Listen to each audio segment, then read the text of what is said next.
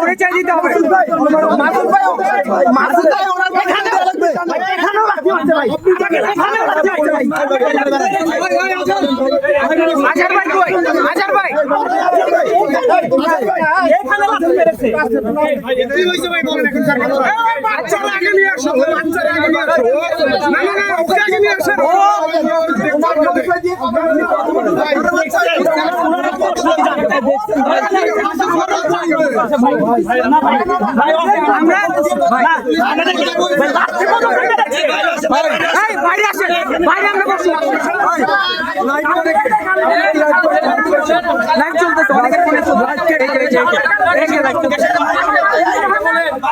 বাইরে চলো, বাইরে চলো ভাই, সবাই বাইরে যাই, আমরা রিপোর্টাররা বাইরে যাই, আসে বাইরে বসে ভাই রেকর্ড চালু রাখো।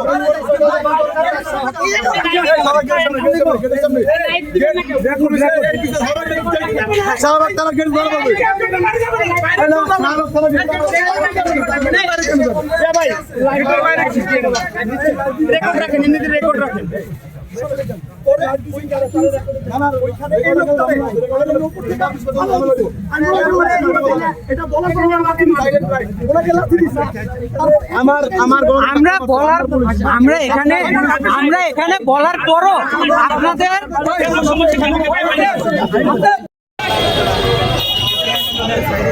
একজন পুলিশ, তার নামটা খেয়াল করিনি আমরা, একজন পুলিশ তখন আমাদের উপরে লাঠি নিয়ে এগিয়ে আসে। সে এমন একটা ভাব করে যে ওইখানে আমাদেরকে হামলা করবে, ওইখানে আমাদেরকে আবার মারবে। তারপরে যখন আমরা তাকে যখন অন্যান্য পুলিশ ভিতরে নিয়ে যায়, তখন আমরা যখন তার কাছে যাই, তখন ভিতর থেকে আবার পুলিশে আমাদের উপরে লাঠি মেরে ধাক্কা দিয়ে সরিয়ে দেওয়ার চেষ্টা করে। এর জন্য আমরা এই মুহূর্তে শাহবাগ থানার সামনে অবস্থান করেছি, যতক্ষণ না পর্যন্ত আমরা এই শাহবাগ আমাদের উপরে কেন হামলা করা হলো এবং আমরা হামলা করে আমরা বিচার চাইতে আইলাম। এই বিচার চাওয়ার সময়ও আমাদের উপরে কেন আবার লাঠি মারা হলো, ধাক্কা দেওয়া হলো, সেই কথা জবাব আমাদেরকে না দেওয়া পর্যন্ত আমরা এই শাহবাগ থানার ছাড়বো না। আরে ভাই, আমাদের এখানে কেউ, আমরা সংবাদকর্মী, আমরা কেউ এই জায়গার মধ্যে থানার মধ্যে হামলা করতে আসি না, কিচ্ছু করতে আসি নাই। জাস্ট আমাদের উপরে কেন আমাদেরকে লাঠিচার্জ করা হয়েছে সেই কথা জানতে এসেছে। সেখানে কেন আমাদের উপরে গালিগালাজ করা হবে, কেন আমাদের উপরে হামলা করা হবে পুনরায়। থানার ভিতর থেকে বের করে দিচ্ছে। যে পর্যন্ত এখানে এসে ক্ষমা চাইবে জাতির সম্মুখে, সে পর্যন্ত আমরা এখানে অবস্থান কর্মসূচি পালন করবো। আমাদের হাতে বুম থাকার পরেও, আমাদের গলায় আইডি কার্ড থাকার পরেও আমাদেরকে কেন হামলা করা হলো ভাঙার জন্য, তখন পুলিশের সাথে ওদের ধাওয়া হয়। পুলিশ তাদেরকে ছত্রভঙ্গ করার জন্য, তাদের যে অর্ডার অনুযায়ী তারা ছত্রভঙ্গ করার জন্য তারা তাদেরকে আসলে ধাওয়া করে। তো সেই সময় সাংবাদিকরা সেই সংবাদ সংগ্রহ করছে এবং মাল্টিমিডিয়া চ্যানেলটা বিশেষ করে তা তো জানেন যে জীবনের ঝুঁকি নিয়ে দুই পক্ষের মধ্যবর্তী স্থানে গিয়ে তাদের কাজ করতে হয়। তো সেখানে আমাদের সহকর্মীরা যখন কাজ করছিল, পেছন থেকে কয়েকজন পুলিশ সদস্য পেছন থেকে আমাদের কয়েকজন সাংবাদিক ভাইদেরকে আঘাত করে। তাদেরকে পরিচয় দেওয়ার পর যে ভাই ওনারা সাংবাদিক, পেছন থেকে না দেখে হয়তো আঘাত করতেই পারে, কিন্তু যখন পরিচয় নিশ্চিত হওয়ার পরেও যখন কেউ পায়ের পাতা ধরে উল্টায় ফেলে দেয় একজন সাংবাদিককে, একজন কনস্টেবল, এটা তো মেনে নেওয়া যায়। বাংলাদেশ প্রতিদিনের সাংবাদিককে মারা হয়েছে, এখানে শিমুল নামে একজনকে মারা হয়েছে, একজনকে রিপোর্টের একজনকে মারা হয়েছে। মানে এটা কি?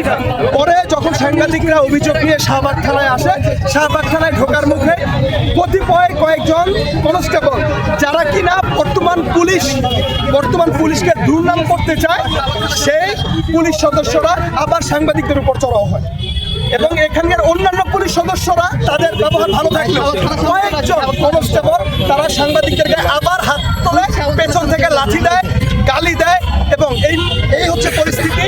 এবং এই মুহূর্তে সাংবাদিকরা আমরা আছি শাহবাগ থানার সামনে, আমরা এখানে অবস্থান করছি। আমরা কোনো উচ্ছৃঙ্খল দিকে যাব এ হচ্ছে যে সরাসরি এই কনস্টেবল সরাসরি এই যে আপনারা সাংবাদিকদেরকে অকথ্য ভাষায় গালাগাল করেছে।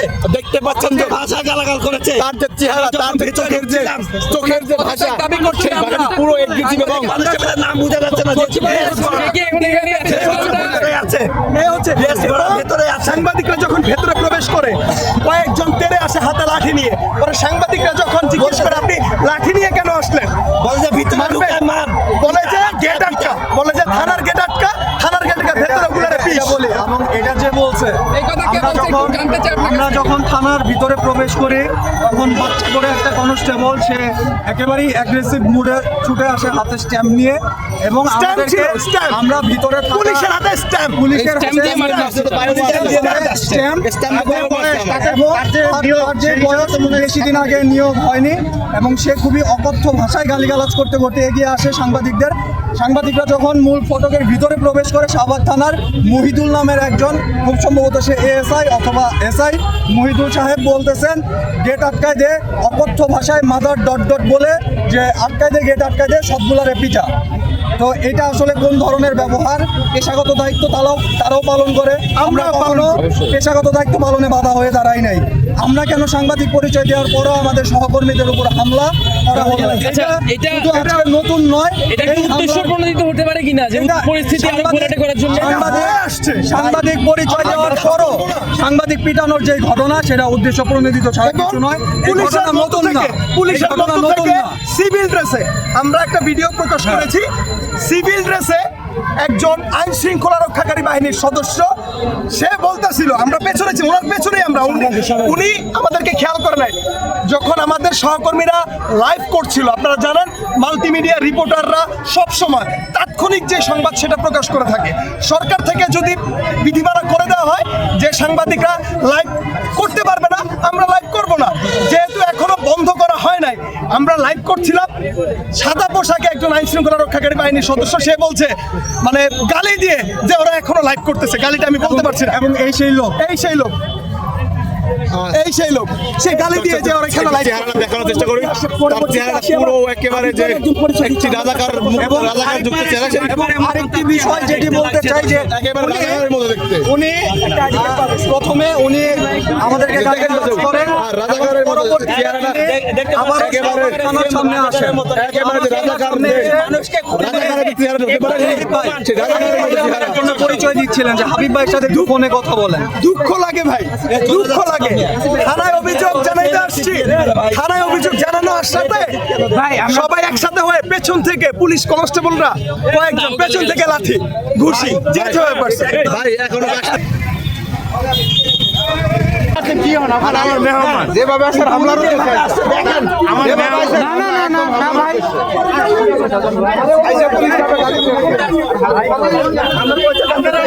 না ভাই সাংবাদিক ভাইরা জানতে চাই এই মাত্র যিনি হামলা করতে আসছে আমাদেরকে ছাত্রলীগ ওনার পরিচয় দিচ্ছি।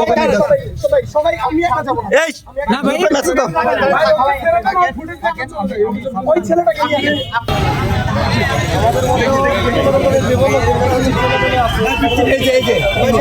এই ছেলেটাকে তুমি আমার একটু দয়া করে একটু পাঠাই দাও আমার এখানে।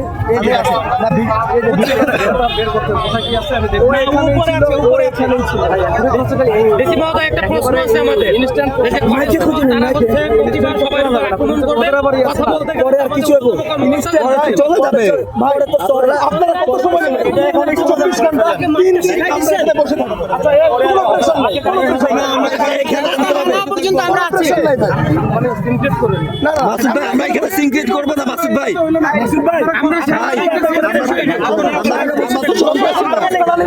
আমরা তো সন্ত্রাসী না ভাই আমরা তো সন্ত্রাসী না ভাই আমরা আসছি শান্তিপূর্ণ ভাবে আপনার সাথে কথা বলতে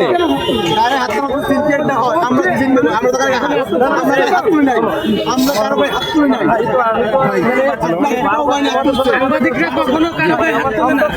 এটা কি বলে? যখন দেখা দিলাম পরিচয় করে দিলাম ভাই উনি সাংবাদিক, পরিচয় দেওয়ার পর এই ছেলেটারে এরকম করে পায়ে ধরে উল্টা মারাচ্ছে। আমি হচ্ছে কার আমি ইয়েতে নিচ্ছি যে ভাই যাই আমি দেখবো। ওখানে আমি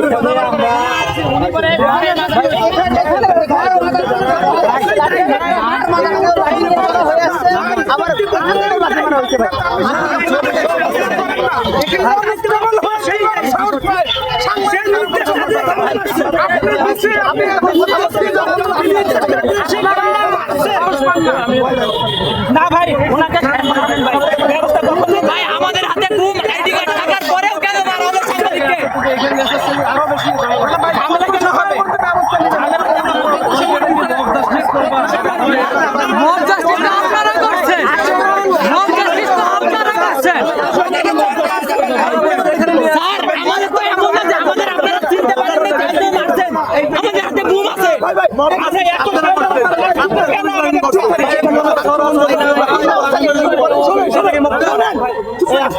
এখানে আনতে হবে না, ওরে আজকে ওরে বলতে করে ওরে আজকে ডিসি মহোদয় পদত্যাগ না শুধু একটা কনস্টেবলে যখন আকামগুলো করে এই ধরনের সিনকেটগুলো করে তখন বলে আমাদের ঊর্ধ্বতম কর্মকর্তার সাথে কথা বলতে। আপনাদের কেন ওরা এইরকম করবে আপনারা কেন সমাধান দেবেন? ওরা হাতে গোনা কয়েকজন বর্তমান পুলিশ ফোর্সকে দুর্নাম করার চেষ্টা করতেছে, হাতে গোনা দুই একজন, নাহলে ওরা কেন এই কাজ করবে? ওদের মতো লোক পুলিশের দরকার নাই। আমরা যারা এখানে আসছি আমরা তো কেউ ভাই মানে নাশকতা করতে আসি না। না আমরা সাধারণ ভাই, আপনারা ভাই আমাদের তো আপনারা যা করবেন করেন, আসছি আপনাদের সামনে কথা বলতে। যে দুইজন ওদের গায়ে হাত তুলছে এবং ফুটেজ আছে, ওই দুইজন বরখাস্ত করতে আমার এখানে সাবাস আমার এখানে ওই যে সাংবাদিকদের হাত দিছে, ভিতরে খুব অশোভনাচরণ করছে। হইতে পারে কিনা আর এই চেয়ার বলেন নামও পাওয়া যাবে কি গোয়েন্দা আমরা আপনাদের পর্যন্ত গেছি। শোনেন বলেন এত কথা এত কিছু বলা তারপরে এগুলো করে আমি বুঝি তোমার কথাটা আমিও বুঝছি। এখন আমি কি করে এখানে কিছু বিষয় আছে যেমন আজকে যেমন বিষয় এই যে ম্যাথ স্যার হচ্ছে পরে দেখি যে ম্যাথ স্যার এমবিবিএস এর ডাক্তারের মতো ঝামেলা আছে। ম্যাথ স্যার যদি কিছুটা সুবিধা যায় পরে এমবিবিএস ডাক্তার আবার পরে অবস্থান ঝামেলা করবে। এখন আমি এটা কিছুতে ইনস্ট্যান্ট করবো, এই সব করতে গেলে আমার কোনো কিছু কি বলছিল এখানে তো আমার যে কোর্সগুলো আছে সবাই তো খারাপ না সবাই খারাপ না ওইটা বলতেছি। সচিবালয়ের সামনে প্রেস ক্লাবের সামনে এক পুলিশ এসআই ফয়সাল সাংবাদিকদের করছে মাদ্রাসা গালিগালা করছে, তাকে স্বরাষ্ট্র উপদেষ্টা দ্বারা প্রত্যাহার করা যাচ্ছে। স্বরাষ্ট্র উপদেষ্টা দ্বারা প্রত্যাহার করা যাচ্ছে। ভিডিওতে দেখতে পারেন আজকেও ঠিক শাহবাগ থানায় সাংবাদিকদের ঘাত তোলা হয়েছে। সেখানে কোনো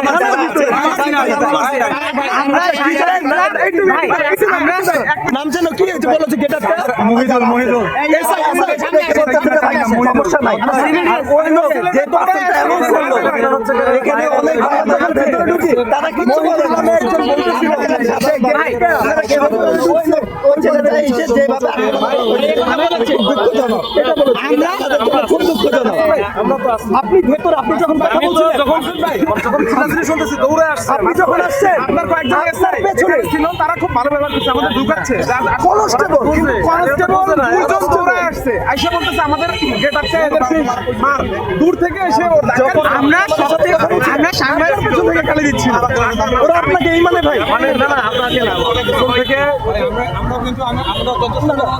ঠিক আছে ভাই আচ্ছা ক্লোজ করা হলো ইনস্ট্যান্ট ক্লোজ ও ক্লোজ হয়ে গেছে। আমি ডিসি রোল না ওই হিসাবে বলতেছি এটা তো আমার হচ্ছে এটা তো আমার ওই হিসাবে দুইজন আছে বা তিনজন আছে, তিনজনকে আমি বললাম যে আমি স্যারের সাথে কথা বললাম। কমিশনার স্যার বলতেছে যে সাংবাদিকদের সাথে এটা করবে কেন? আমি বললাম স্যার আমি তো সামনে থাকলে হয়তো এটা হইতো না, এটা হয়ে গেছে। আমরা একটু যাই ভাই, ওদের ক্লোজ করছি। আমি নিজের স্যারের সাথে কথা বললাম, স্যার বললো যে ওরা ক্লোজ করে দাও। আমি নিচ্ছি এই বুরান তাকে বের করে আনতে হবে ভাই, ওনার পরিচয় নিশ্চিত করতে হবে। ওটা আমাকে একটু দিয়ে দাও এই ভিডিওটা তুমি এই শোনো তোমরা এটা আমাকে একটু দিয়ে দিও। তোমরা তোমাদের ভাই একটু ভাই একটু প্লিজ ভাই যাও একটু প্লিজ তোমাদের সাথে আমাদের অনেক এমনি ভালো সম্পর্ক। যাও তোমরা আমাদের সহযোগিতা না লাগবে এটা কঠোর অবস্থান লাগছে শিক্ষা ভবনের সামনে আবার ওরা গেছে